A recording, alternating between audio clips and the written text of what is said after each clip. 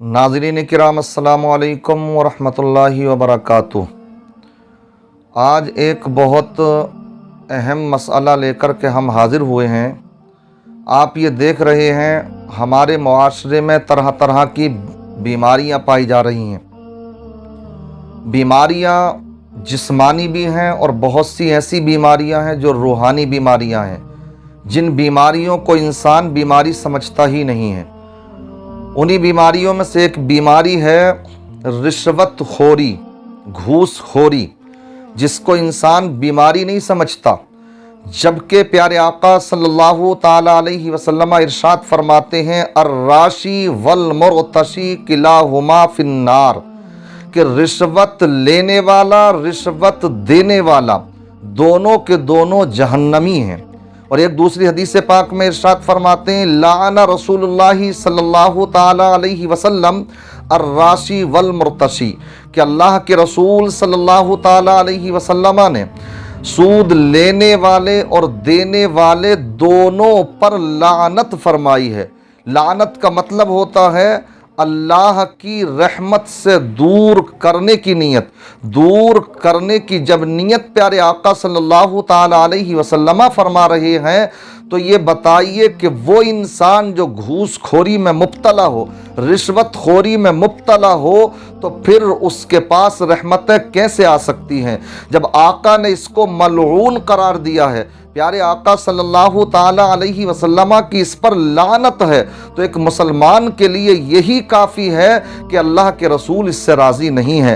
कुरान पाक में गुज़िश्ता कौमों की जो बहुत सी खराबियां बयान फरमाई हैं, उन्हीं में से एक खराबी ये भी रही है। घूसखोरी का मामला हर ज़माने में रहा है और हर चीज़ में रहा है। कोई ये मतलब नहीं है घूसखोरी का मतलब कि सिर्फ पैसे के लेन देन में घूसखोरी होती है, बल्कि इसका मामला हर डिपार्टमेंट से जुड़ा हुआ है, हर शोबे से जुड़ा हुआ है। आप देखें तो लेकर नीचे से लेकर के ऊपर तक हर जगह रिश्वतखोरी का बाजार गर्म है। कितने ऐसे लोग होते हैं जो नहीं चाहते हैं कि इसमें हम मुलव्विस हों, मगर उनको मुलव्विस होना पड़ता। सिस्टम ऐसा है, जो कानून बनाने वाले हैं रिश्वतखोरी के घूसखोरी के खिलाफ, तो वही इसमें ज़्यादा मुलव्विस नज़र आते हैं।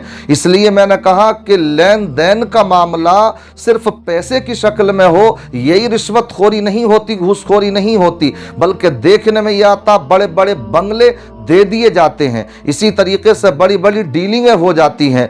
और अगर कोई इसको तोहफे और नजराने का नाम देना चाहे, तो एक बात याद रखना कि कोई नजासत पर इत्र लगाने से नजासत इत्र नहीं बन जाएगी, नजासत नजासत ही रहेगी, गंदगी गंदगी ही रहती है। इसलिए इंसान को ये सोचना चाहिए कि ये घूसखोरी ऐसी बीमारी है कि जो इंसान इसमें मुलव्विस रहता है, तो आखिरत के अजाब तो अपनी जगह पर हैं, दुनिया में भी वो इंसान जलील और रुस्वा नजर आता है। कितने लोग ऐसे हैं जो कि इस घूसखोरी के पैसे की बुनियाद पर दूसरों पर रौब जमाते नजर आते हैं, और दूसरे लोग जो बेचारे कमज़ोर तबके के हैं, मेहनत से पैसा कमाते हैं, इसी तरीके से वो अच्छे अंदाज में हलाल रोज़ी कमाते हैं, तो उनको वो हकीर जानते हैं। मगर ये याद रखें, रिश्वतखोरी के पैसे लेने वाले लोग कितने ऐसी जहनीत रखने वाले लोग होते हैं कि जो लोग कमज़ोर तबके के हों, गरीब गुरबा हों, मेहनत से कमाते हैं मगर हराम को अपने करीब नहीं आने देते, तो इस किस्म के लोग उनको हकीर जानते हैं। मगर ये अल्लाह फैसला फरमाएगा कल क़यामत के दिन कि वो कमज़ोर नहीं है, कमज़ोर तो वो होंगे कि जब दूसरों का माल इन्होंने हड़प लिया, तो कल क़यामत के दिन उसके बदले इनको या तो नेकियां देना पड़ेंगी, अगर खाते में नेकियां हैं तो नेकियां देंगे, और अगर खाते में नेकियां नहीं हैं तो जिनसे रिश्वत के तौर पर पैसा लिया, तो उनके गुनाह इनके सरों पर डाल दिए जाएंगे। आप बताइए कि कमज़ोर ये होगा या वो होगा। इसलिए ये फैसला तो कल क़यामत के दिन रब तबारक व तआला फरमाएगा। एक बात मैं चलते चलते और बतलाता चलूँ कि बहुत से लोग ऐसे भी होते हैं कि रिश्वत के पैसे से बिल्डिंगें खड़ी कर लेते हैं, बैंक बैलेंस बना लेते हैं और लोगों के ऊपर अपना रोब और दबदबा जमाने की कोशिशें करते हैं। और कितने ऐसे लोग होते हैं कि जो इस रिश्वत के पैसे को कमा करके इस पर कहते हैं ये अल्लाह का फजल है। याद रखें, अगर किसी का प्योर सिर्फ और सिर्फ रिश्वत का पैसा हो, अगर वो उसको अल्लाह का फजल कहता है, जबकि रिश्वत लेना देना ये हराम कतई है, गुनाह कबीरा है। एक चीज़ वो जो हराम है, इंसान उसको अल्लाह का फजल करार देगा तो उलमा ने बयान फरमाया कि वो इंसान काफिर हो जाएगा। इसलिए कि जो चीज़ हराम है, जो चीज़ इंसान के लिए गुनाह कबीरा का मुर्तकिब होने का सबब है, तो वो इंसान उसको अल्लाह का फजल अगर करार देगा तो ये कुफ्र है। इसलिए उन लोगों को होश के नाखुन लेना चाहिए।